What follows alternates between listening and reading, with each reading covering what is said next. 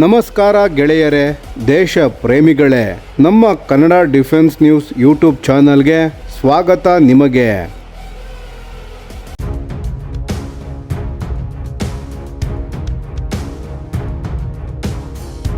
ಭಾರತೀಯ ನೌಕಾಪಡೆಗೆ ಇದು ಒಂದು ಐತಿಹಾಸಿಕ ದಿನ.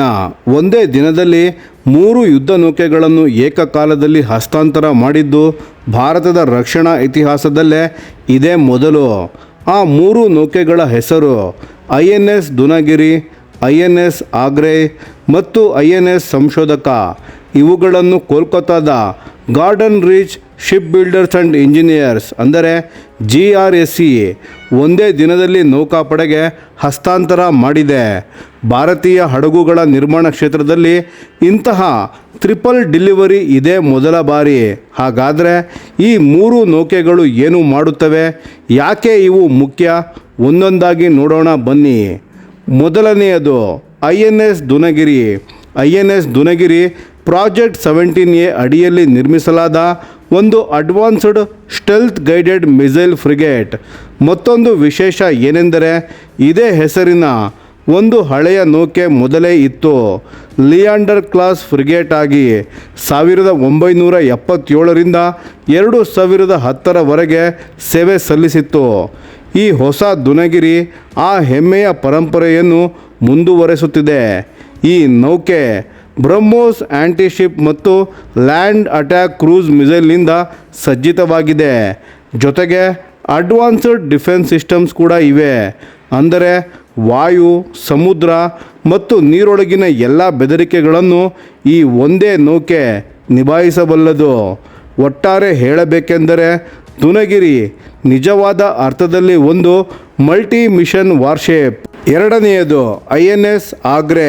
INS ಆಗ್ರೆ ಒಂದು anti submarine warfare shallow water craft. ಅಂದರೆ ಕರಾವಳಿ ಪ್ರದೇಶದಲ್ಲಿ ಶತ್ರು ಜಲಾಂತರ್ಗಾಮಿಗಳನ್ನು ಪತ್ತೆ ಮಾಡಿ ನಾಶ ಮಾಡುವ ಉದ್ದೇಶಕ್ಕೆ ವಿನ್ಯಾಸ ಮಾಡಲಾಗಿದೆ. ಮೊದಲು ಇದ್ದ INS ಆಗ್ರೆ 2017ರಲ್ಲಿ ನಿವೃತ್ತಿ ಹೊಂದಿತ್ತು. ಈ ಹೊಸ ಆಗ್ರೆ ಅದರ ಉತ್ತರಾಧಿಕಾರಿಯಾಗಿ ಬಂದಿದೆ. ಇದರಲ್ಲಿ ಕಂಬ್ಯಾಟ್ ಮ್ಯಾನೇಜ್ಮೆಂಟ್ ಸಿಸ್ಟಮ್ ಇದೆ. ಲೈಟ್ ವೆಯ್ಟ್ ಟಾರ್ಪೆಡೋಸ್ ಮತ್ತು ಆ್ಯಂಟಿ ಸಬ್ಮೆರಿನ್ ವಾರ್ಫೇರ್ ರಾಕೆಟ್ಸ್ಗಳು ಇವೆ. 30 mm ನೇವಲ್ ಸರ್ಫೇಸ್ ಗನ್ ಕೂಡ ಇದೆ. ಸುಮಾರು 88% ಇಂಡಿಜಿನಸ್ ಕಂಟೆಂಟ್ ಹೊಂದಿದ ಈ ನೌಕೆ ಸಂಪೂರ್ಣ ಭಾರತೀಯ ತಂತ್ರಜ್ಞಾನದ ಹೆಮ್ಮೆ. ಇದರ ಶಾಲೋ ಡ್ರಾಟ್ ಕೇವಲ 2.7 ಮೀಟರ್, ಅಂದರೆ ಆಳ ಕಡಿಮೆ ಇರುವ ಕರಾವಳಿ ನೀರಿನಲ್ಲೂ ಅನಾಯಾಸವಾಗಿ ಓಡಾಡಬಲ್ಲದು. ಮೂರನೆಯದು INS ಸಂಶೋಧಕ. INS ಸಂಶೋಧಕ GRSE ನಿರ್ಮಿಸಿದ 4ನೇ ಮತ್ತು ಕೊನೆಯ ಸರ್ವೆ ವೆಸಲ್ ಆಗಿದೆ.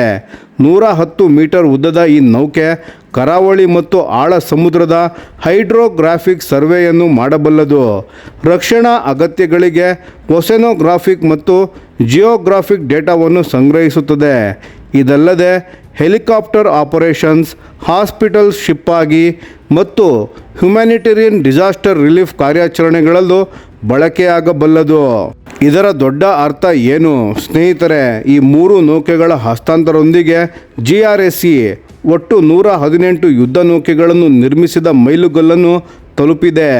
ಅದರಲ್ಲಿ 80 ನೌಕೆಗಳು ಭಾರತೀಯ ನೌಕಾಪಡೆಗೆ ನೀಡಲಾಗಿದೆ. ಭಾರತೀಯ ನೌಕಾಪಡೆ ಇಂದು 130ಕ್ಕೂ ಹೆಚ್ಚು ಯುದ್ಧ ನೌಕೆಗಳು ಮತ್ತು ಸುಮಾರು 251 ವಿಮಾನ ಹಾಗೂ ಹೆಲಿಕಾಪ್ಟರ್ಗಳನ್ನು ಹೊಂದಿದ್ದು ಈ ಪ್ರದೇಶದ ಅತ್ಯಂತ ದೊಡ್ಡ ನೌಕಾಪಡೆಗಳಲ್ಲಿ ಒಂದಾಗಿದೆ. ಮತ್ತು ಈ 3 ನೌಕೆಗಳ ಸೇರ್ಪಡೆ ಆ ಶಕ್ತಿಯನ್ನು ಇನ್ನಷ್ಟು ಹೆಚ್ಚಿಸಿದೆ. ಇದು ಕೇವಲ 3 ಹಡಗುಗಳ ಕಥೆಯಲ್ಲ, ಇದು ಆತ್ಮನಿರ್ಭರ ಭಾರತದ ಕತೆ. ನಮ್ಮದೇ ತಂತ್ರಜ್ಞಾನ, ನಮ್ಮದೇ ಶ್ರಮ, ನಮ್ಮದೇ ಹೆಮ್ಮೆ. ಸ್ನೇಹಿತರೆ, ಈ ವಿಡಿಯೋ ಬಗ್ಗೆ ನಿಮ್ಮ ಅನಿಸಿಕೆ ಮತ್ತು ಅಭಿಪ್ರಾಯಗಳನ್ನು ದಯವಿಟ್ಟು ಕಾಮೆಂಟ್ ಮಾಡಿ ತಿಳಿಸಿ. ಧನ್ಯವಾದಗಳು.